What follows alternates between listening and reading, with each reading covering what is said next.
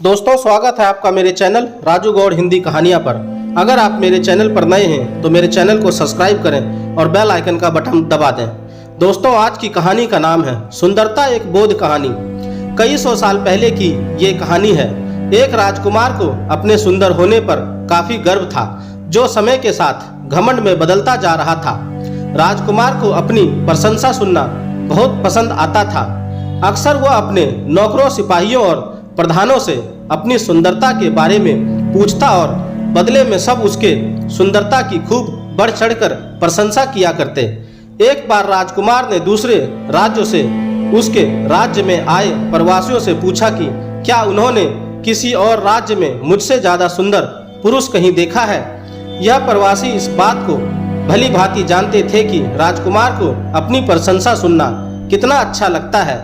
हालांकि राजकुमार सच में देखने में सुंदर थे, लेकिन इन प्रवासियों ने उन्हें खुश करने के लिए उनकी कुछ ज्यादा ही प्रशंसा कर दी। प्रवासियों ने कहा कि उन्होंने अपने राज्य में तो क्या, किसी भी राज्य में उनके जितना सुंदर पुरुष कभी नहीं देखा।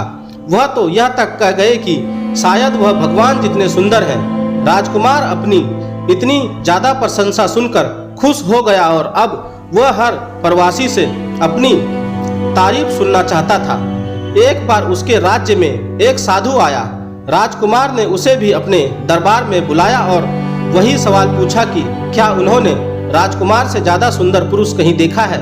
साधु ने राजकुमार से कहा कि हाँ, उन्होंने सुबह उनसे भी ज्यादा सुंदर पुरुष को देखा है। सभी साधु की बात सुनकर हैरान थे। राजकुमार ने साधु से पूछा, कौन है वो पुरुष। साधु ने कहा, सुबह मैंने आपको देखा था, तब आप अब वर्तमान से ज्यादा सुंदर थे। साधु की बात सुनकर सभी दंग थे। राजकुमार ने अपने सेवकों से पूछा कि क्या वो अभी सुबह से कम सुंदर नजर आ रहा है। सेवकों ने कहा, उन्हें तो वो उतने ही सुंदर दिख रहे हैं।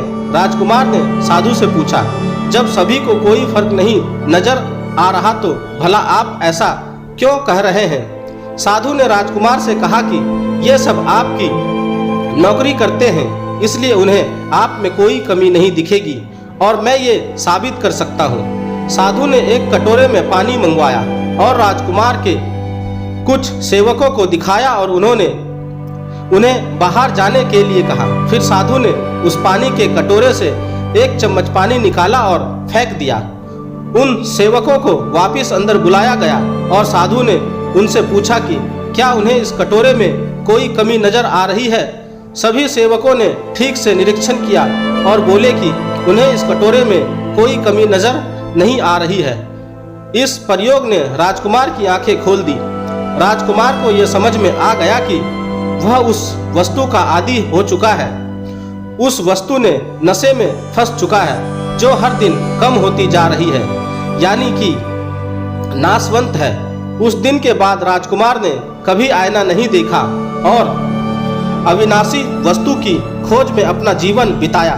कहानी की गहरी सीख सुंदरता क्या होती है। हर किसी के लिए सुंदरता के मायने अलग अलग होते हैं। किसी के लिए बाहरी रूपरेखा सुंदर हो सकती है तो किसी के लिए अंदरूनी सुदवाना सुंदर हो सकता है। आजकल लोग अच्छे नाक नक्शे को सुंदरता का पैमाना मानते हैं, जो बिल्कुल गलत है। सुंदरता अच्छे स्वभाव, अच्छे विचार और अच्छे कर्मों से निर्धारित की जानी चाहिए।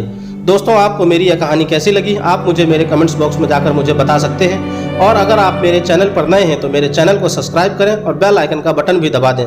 दोस्तों, आप मुझे कमेंट्स में बता सकते हैं कि आपको कैसी कहानियाँ पसंद है, ताकि मैं वैसी ही कहानियाँ आपके लिए लाता रहूँ।